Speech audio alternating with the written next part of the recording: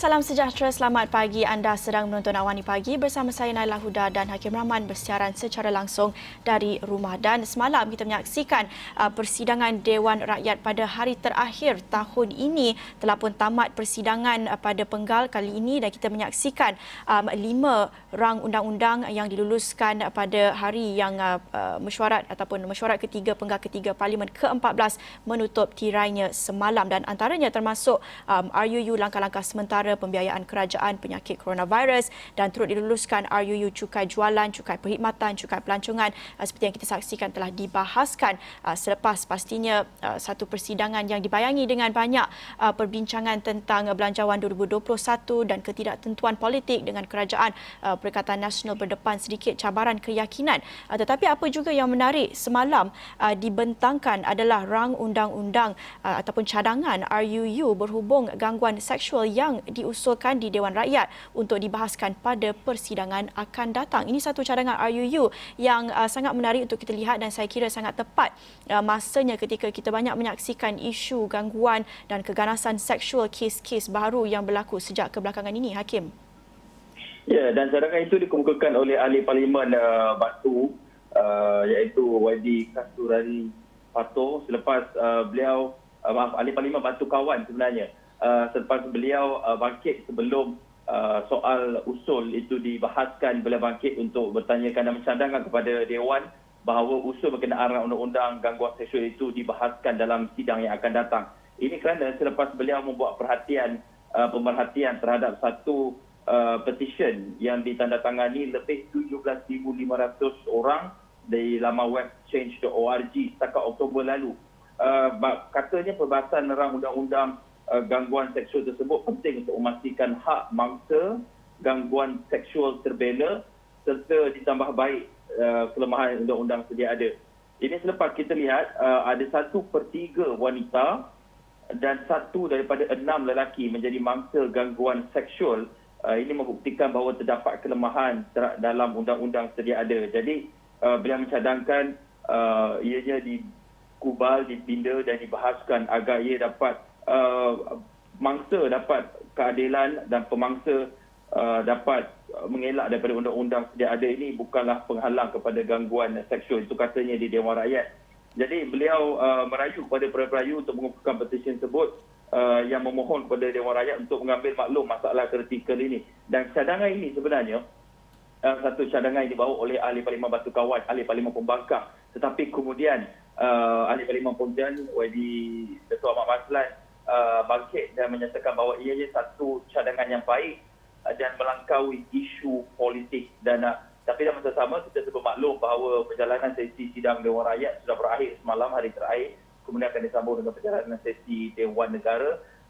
Ianya akan dipertimbangkan. Ini kata Speaker Dewan Rakyat Dato' Azhar Aziza Harun bahawa pihaknya akan mempertimbangkan untuk membawa usul tersebut dalam sesi ataupun sidang yang akan datang. Naila.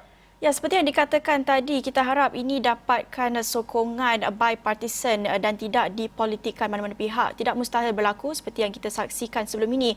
Usul untuk membenarkan pengundi pada usia 18 tahun dibenarkan mengundi. Itu juga salah satu RUU yang mendapat sokongan bipartisan. Ini mungkin satu isu yang juga akan menyaksikan perkara sama berlaku apabila kita sudah menyaksikan ada sokongan daripada pelbagai parti berbeza setakat semalam sahaja, dan juga kempen yang kuat dijalankan oleh beberapa NGO telah pun mendapat sokongan dari pelbagai parti. Jadi ini satu perkembangan yang sangat menarik untuk kita ikuti mungkin pada persidangan seterusnya. Dan perkembangan ini juga berlaku ketika kami semalam laporkan satu kes juga berkait dengan gangguan seksual. Nak bercakap tentang gangguan seksual ini boleh berlaku dalam pelbagai jenis, mungkin secara lisan sahaja, secara cara yang kita mungkin tidak sedar, dan ini salah satu cara yang mungkin agak lebih jelas apabila seorang penjawat awam semalam ditahan kerana mengintai seorang wanita dalam tandas di sebuah stesen minyak di Jalan Cinta Sayang, Sungai Petani, Kedah. Dan kata pihak polis, suspek berusia 36 tahun telah pun ditahan dan hadir ke balai polis untuk membuat laporan untuk menafi berhubung aduan yang dibuat mangsa. Bagaimanapun katanya keterangan yang diberikan suspek agak meragukan dan dia telah pun ditahan untuk membantu siasatan. Katanya hasil soal siasat mendapati suspek tidak mengaku melakukan perbuatan berkenaan seperti yang didakwa. Katanya beliau dakwa masuk ke tandas wanita kerana sakit perut disebabkan kononnya tandas lelaki berkunci. Jadi dilihat, namun perlakuan suspek berjaya dirakam CCTV yang berada di hadapan tandas. Ini satu daripada banyak lagi kes berkait dengan gangguan seksual yang kita lihat ada banyak berlaku dan banyak yang dilaporkan sejak kebelakangan ini, dan kita harap dengan RUU tersebut boleh memperincikan lagi pelbagai jenis gangguan seksual yang berlaku yang mungkin ramai lagi tidak sedar dan sebenarnya perlu ada perlindungan dari sudut undang-undang. Baik, selain daripada itu, kita juga nak lihat apa yang juga menarik berlaku di Dewan Rakyat yang diumumkan semalam berkait dengan vaksin COVID-19. Kata Menteri Sains, Teknologi dan Inovasi Musti Khairy Jamaluddin, beliau akan mempertimbangkan cadangan untuk memberikan bekalan vaksin kepada ahli parlimen lebih dahulu berbanding dengan orang lain. Ini mungkin cadangan yang dikemukakan selepas kita menyaksikan Presiden Joko Widodo, Presiden Indonesia, mengumumkan selain daripada vaksin itu akan diberikan secara percuma atau gratis kepada rakyat Indonesia. Dalam masa yang sama, beliau mencadangkan beliau sendiri akan menjadi orang pertama yang menerima vaksin di Indonesia. Itu satu tindakan ataupun langkah simbolik untuk menunjukkan ataupun menambah keyakinan rakyat terhadap vaksin. Kita tahu banyak lagi yang kita tak tahu tentang vaksin, lagi-lagi dalam konteks cuaca panas di Malaysia, di Indonesia ini bagaimana. Jadi ini mungkin akan meningkatkan lagi keyakinan orang ramai untuk mencuba dan mendapatkan vaksin itu. Jadi itu satu cadangan yang juga akan dipertimbangkan di sini dengan ahli parlimen. Hakim. Ya, tapi dalam masa sama, YB Khairy Jamaluddin, itu jawapan balas beliau secara rasmi di dalam Dewan Rakyat ketika menjawab soalan tambahan ahli parlimen Bagan. Tapi dalam masa sama, selepas itu, susulan yang betul, kita lihat YB Khairy Jamaluddin juga ada menciap di Twitter yang menyatakan bahawa ia satu simbolik ataupun langkah yang benar untuk meyakinkan rakyat bahawa vaksin itu selamat. Tetapi dalam masa sama, ia akan menimbulkan persoalan pula kepada mereka yang percaya dan yakin dengan vaksin tersebut. Bagi yang tidak percaya, langkah itu baik untuk memberikan keyakinan kepada mereka bahawa vaksin itu selamat, ataupun dalam istilah lain menjadikan ahli parlimen ini sebagai tikus makmal untuk mereka jadi golongan pertama yang mencuba vaksin tersebut apabila sampai. Tapi bagi mereka yang yakin, mereka merasakan bahawa adalah lebih baik vaksin tersebut diberikan keutamaan kepada petugas Barisan Harapan. Ini ada satu perkara yang memerlukan pertimbangan moral dan juga keutamaan, mana satu yang ingin kita utamakan. Tetapi perkara itu, kata YBJJ, memang akan dipertimbangkan kerana dalam masa sama juga kita melihat kepada pelbagai lagi vaksin keluaran, bukan sekadar Pfizer tapi ada Moderna, ada Sinovac daripada China. Dan ini kata YB Khairy Jamaluddin bahawa pihaknya akan meneliti calon lain untuk diberikan keutamaan penerima.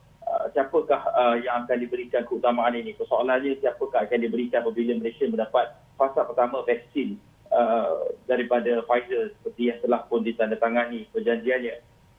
Dan kata KJ, sebenarnya usaha itu sudah giat dijalankan menerusi jawatankuasa khas akses bekalan vaksin COVID-19 bagi memastikan tahap keselamatan bekalan vaksin COVID-19. Jawatankuasa ini dipengerusikan oleh Menteri Kesihatan sendiri, Dato' Dr. Adam Baba, dan pelbagai kementerian lain, sumber manusia dan sebagainya, kerana kita lihat Malaysia bukan sahaja mengambil vaksin daripada Pfizer tetapi juga menyertai pelan peruntukan vaksin global ataupun COVAX yang akan menyediakan bekalan 10% populasi penduduk di negara ini. Jadi mereka, jawatankuasa ini sedang mempertimbangkan calon vaksin lain yang berada pada fasa ujian klinikal ketiga. Kerana Pfizer bukan satu-satunya yang membuat vaksin, menghasilkan vaksin, ada juga syarikat-syarikat lain. Nala.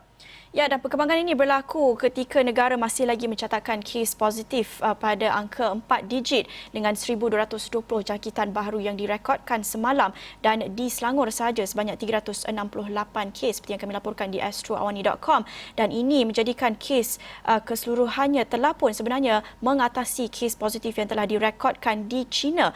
Di Malaysia sebanyak 89,000, manakala di China sebelum ini kita laporkan dan setakat ini yang direkodkan di China hanyalah sebanyak 86,000. Jadi telah pun mengatasi dan mendahului China sebanyak sekitar 3,000 kes. Dan kita tahu China sekarang ini telah pun melihat situasi lebih reda berhubung COVID-19 dengan kita lihat aktiviti ekonomi telah pun mula pulih dan ramai juga yang mula keluar dari rumah. Tiada lagi kawalan pergerakan yang ketat seperti yang dijalankan sebelum ini. Kalau kita lihat penularan kes dalam negara, hanya 6 kes import, yang selainnya adalah kes tempatan. Selangor kes tertinggi dengan 386 kes dan daripada jumlah ini sebanyak 247 kes dikesan daripada kluster dan saringan kontak rapat yang giat dijalankan di lapangan, yang kita tahu juga kebanyakan kes membabitkan tempat kerja sejak kebelakangan ini. Dalam masa yang sama, kita juga nak lihat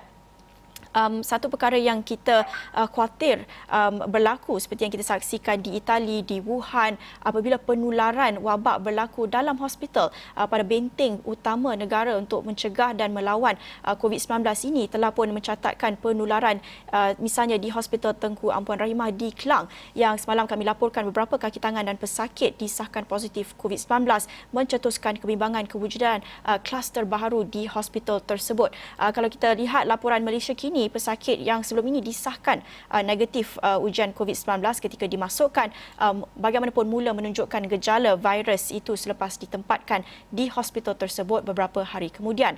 Ujian saringan susulan mendapati mereka positif jangkitan tersebut, dan ini juga kita lihat beberapa sumber lain melaporkan kaki tangan hospital dan pesakit itu telah pun dipindahkan ke Hospital Sungai Buloh untuk rawatan lanjut. Dan juga difahamkan wakil-wakil KKM turut menghadiri taklimat berhubung kemungkinan berlakunya penularan kes dan juga mungkin kewujudan kluster baharu di hospital tersebut. Dan ini kenyataan daripada Pengarah Kesihatan Negeri Selangor ketika dihubungi Malaysia kini, yang telah pun mengambil maklum tentang kes di hospital tersebut. Dan ketika ini kita masih lagi tak tahu sama ada kes indeks ataupun kes pertama penularan dalam hospital ini berlaku dalam hospital ataupun diimport dari luar hospital masuk, tetapi apabila beberapa kaki tangan dan juga pesakit yang kita tahu beberapa sumber melaporkan terdapat lebih 40 kaki tangan, manakala 50 pesakit yang positif sejak 3 minggu lalu. Ini satu kebimbangan yang sangat besar yang kita tahu hospital masih lagi diperlukan orang awam untuk bukan saja merawat COVID-19 tetapi penyakit-penyakit lain juga. Dan dengan itu Jabatan Kesihatan Negeri Selangor telah pun menasihati orang awam agar tidak hadir ke Hospital Tengku Ampuan Rahimah Klang ketika ini jika tiada urusan penting ketika ini, Hakim. Ya, dan dalam satu kenyataan dikeluarkan oleh Pengarah Kesihatan Negeri Selangor, Dato' Dr. Syahri Nadiman, pihaknya sebenarnya mengesahkan ada 50 petugas Hospital Tengku Ampuan Rahimah yang dijangkiti COVID-19. Tapi mereka ini telah pun diberikan rawatan, telah pun diasingkan agar tidak menjangkiti orang lain. Tetapi pihak hospital masih lagi tidak mengetahui, seperti disebutkan oleh punca jangkitan tersebut mula tersebar. Tetapi untuk orang ramai, mereka digalakkan, dinasihatkan sebenarnya untuk tidak pergi ke hospital jika tiada urusan penting. Kalau sekadar nak melawat tu tak perlulah kerana boleh meningkatkan risiko jangkitan. Tapi untuk mendapatkan rawatan boleh pergi, tapi dengan mematuhi peraturan dan juga SOP yang ditetapkan. Dan katanya lagi, catatan oleh pasukan JKNS dan SCAR tidak dapat menapasi punca jangkitan petugas kesihatan berkenaan, sama ada berlaku sebelum pesakit dimasukkan ke hospital ataupun semasa pesakit berada dalam tempoh inkubasi, iaitu selama 14 hari. Namun katanya semua keadaan terkawal kerana kontak rapat telah pun diambil ujian swab dan diletakkan di bawah Perintah Pengawasan dan Pemerhatian di rumah ataupun HSO. Dan kes yang sama juga sudah dilakukan, diambil swab yang pertama. Dan katanya lagi kita dihubungi Esra Wani, pihaknya sedang menghadiri satu mesyuarat bagi menyelesaikan keperluan dan juga tindakan berkenaan isu tersebut. Jelasnya keadaan di Hospital Tengku Ampuan Rahimah ketika ini masih terkawal dan orang ramai dinasihatkan agar tidak menularkan dakwaan atau berita yang tidak benar mengenai situasi di Hospital Tengku Ampuan Rahimah Klang itu, Naila. Yap. Dan ini satu perkara yang perlu dititik beratkan sekiranya berlaku kluster baharu. Kita juga lihat ya memang orang tidak sepatutnya menularkan berita palsu, berita tidak benar mengenai insiden tersebut, tetapi di sini pihak berkuasa dan juga pihak pengurusan hospital perlu bertanggungjawab dan mendedahkan apa-apa saja yang berlaku, berkongsi kepada orang ramai tentang jangkitan dan jumlah jangkitan dan juga hasil siasatan mereka terhadap bagaimana punca kluster ataupun kemungkinan ada kluster baharu ini perlu dikongsikan dan dikongsikan bersama orang ramai supaya mereka dapat akses kepada maklumat tersebut supaya tidak berlaku kekeliruan dan perkongsian berita palsu. Dalam masa yang sama, selain daripada penularan di hospital ini, kita juga ingin lihat antara salah satu punca berlaku lonjakan kes sejak baru-baru ini adalah membabitkan tempat kerja, kebanyakannya membabitkan kilang, dan ini saranan daripada Presiden Persekutuan Pengilang Malaysia Tan Sri Soh Tian Lai yang menyarankan agar penularan COVID-19 di kilang perlu diurus dengan cekap, tutup operasi sementara jika perlu. Katanya tidak salah sekiranya operasi ditutup sementara untuk proses pembersihan dan pembasmian kuman. Katanya majikan harus terus berwaspada dan komited melaksanakan setiap prosedur operasi standard SOP ditetapkan.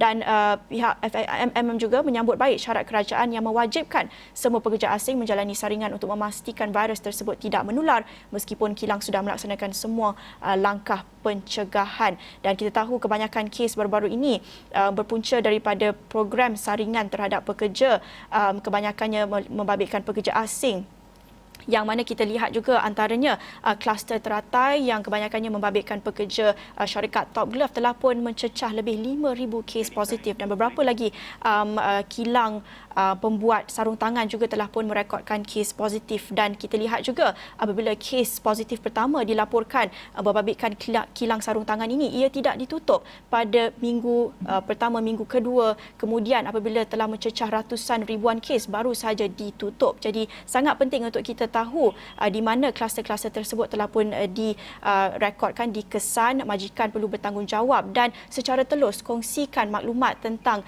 kluster-kluster di kawasan premis mereka supaya orang ramai mendapat maklumat yang lebih telus ini. Ini antara laporan yang kami bawakan berhubung COVID-19 dan banyak lagi yang kami nak kongsikan, tapi kita akan berhenti rehat seketika, kembali selepas ini.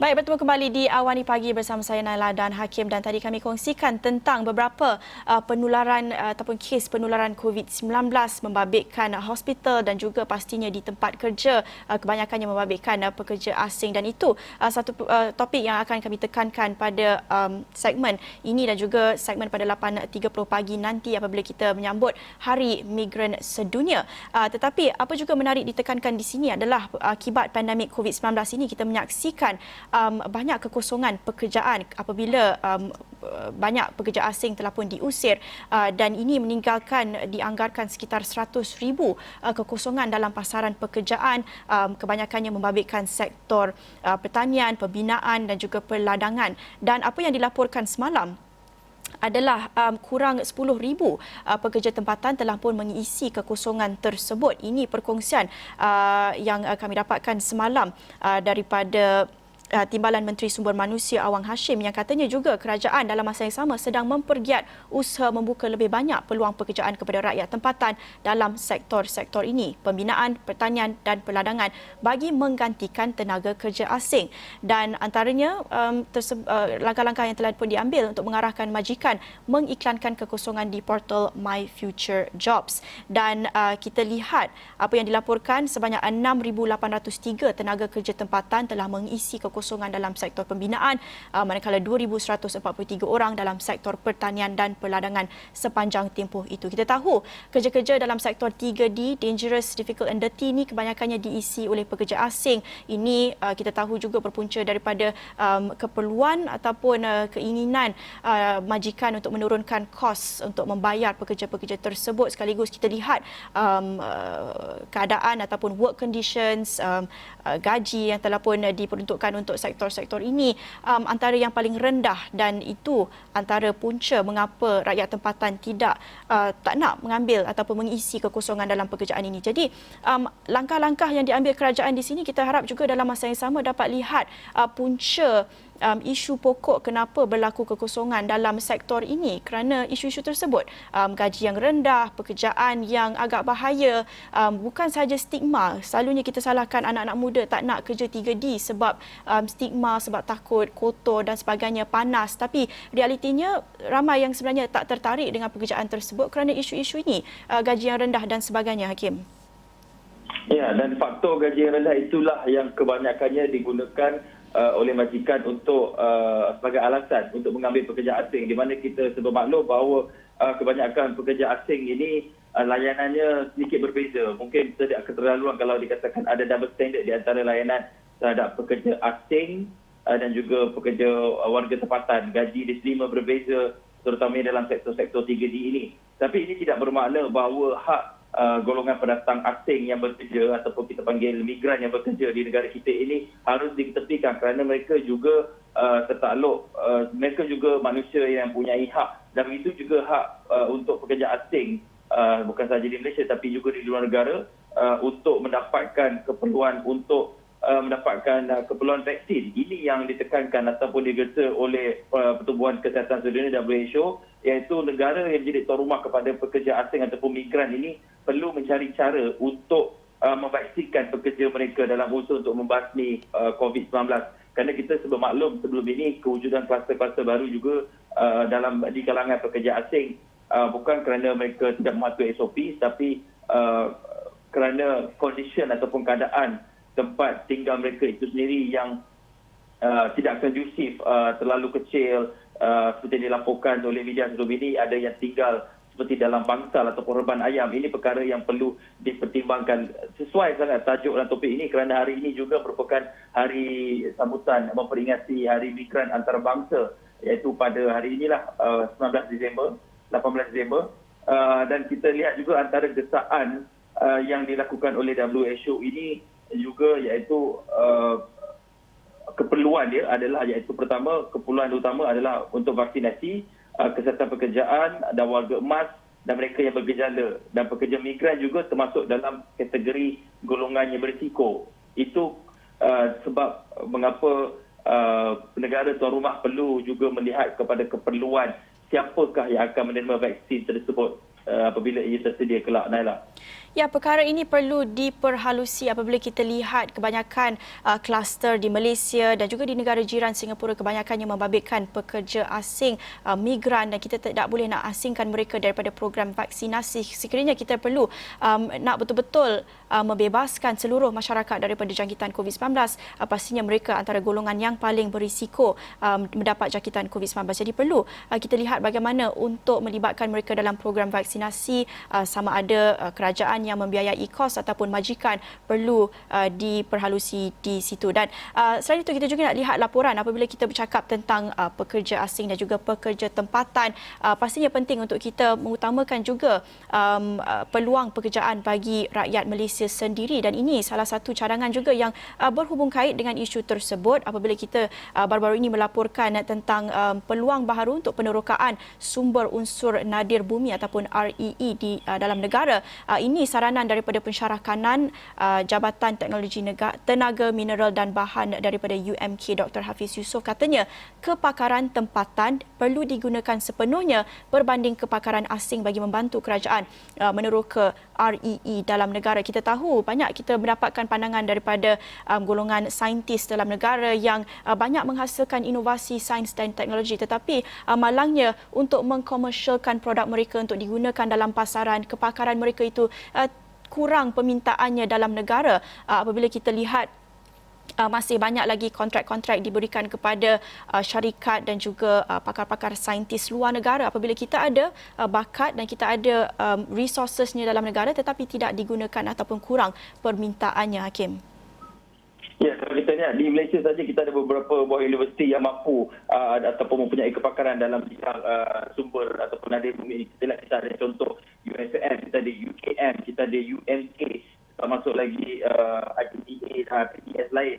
Dan masa sama juga kita mempunyai agensi kerajaan seperti Jabatan Mineral dan Geosains yang boleh membantu. Jadi pendapat ini dikemukakan yang melihat kepada ini adalah hasil atau khazanah bumi Malaysia dan ia seharusnya diuruskan oleh tenaga pakar tempatan berbanding dengan tenaga luar, kerana satunya mungkin soal lebih memahami bukan sahaja faktor geografi, lebih memahami keadaan di sekeliling tapi juga memahami dari sudut budaya dan juga penerimaan apabila satu usaha untuk memperkayakan atau mendapatkan hasil daripada sumber nadi bumi ini ingin diterokai. Itu antara perkara yang ditekankan. Kalau kita lihat juga REE ataupun rare earth element ini di Malaysia bukan hanya ada di Kedah, kerana sebelum ini perkara ini mulai dibangkitkan apabila Menteri Besar Kedah mengumumkan bahawa di Kedah saja ada berjuta, nilainya jutaan ringgit, dan di seluruh negara ada bilion nilai rare earth element ini.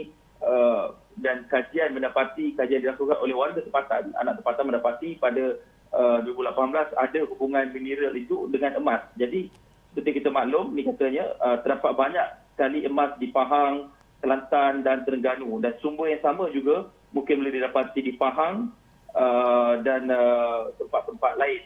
Dan kajian awal dijalankan, beliau sendiri menjalankan kajian tersebut dengan beberapa penyelidik daripada UMK menunjukkan terdapat potensi sumber itu di beberapa kawasan tertentu di Kelantan. Cuma sekarang ni kena buat kajian lanjut untuk membuktikan ada kewujudan rare earth element di Kelantan untuk meningkatkan lagi pendapatan dan juga untuk diterokai. Jadi itu menunjukkan perlunya keperluan untuk mewujudkan sebuah institusi atau pusat kajian yang lebih banyak untuk mengkaji tentang sumber alam itu. Ya, bercakap tentang mengangkat pekerja tempatan, pakar-pakar saintis kepakaran tempatan ini juga menarik untuk kita lihat dari sudut budaya. Ini banyak mencuri perhatian dalam media sosial apabila dilaporkan tradisi pusat penjajah Singapura diiktiraf UNESCO. Seperti yang dipopularkan dalam filem popular kita lihat Crazy Rich Asians. Kita lihat pengiktirafan datang daripada pihak UNESCO atas sebab nilai signifikasi budaya dalam kalangan rakyat Pulau Republik itu, iaitu budaya penjajah yang kita lihat pastinya bukan budaya di Singapura sahaja tetapi di Malaysia dan di seluruh serata Asia Tenggara. Jadi ramai yang juga mempertikaikan di sini, oh adakah itu Singapura punya budaya, Malaysia pun ada juga, Indonesia pun ada juga. Seperti mana kita selalu mendebatkan tentang asal ataupun origin nasi lemak dan sebagainya, nasi goreng. Ini sangat menarik untuk kita perdebatkan di sini, mengapa kita tidak mengangkat pusat penjajah ini sebagai budaya kita sendiri juga, kenapa kita tidak mencalonkan perkara itu kepada UNESCO. Sangat menarik untuk kita bincangkan perkara ini. Anda boleh baca laporan penuh di astroawani.com dan kita akhiri Awani Pagi di sini bersama saya Nala Huda dan Hakim Rahman. Salam hormat.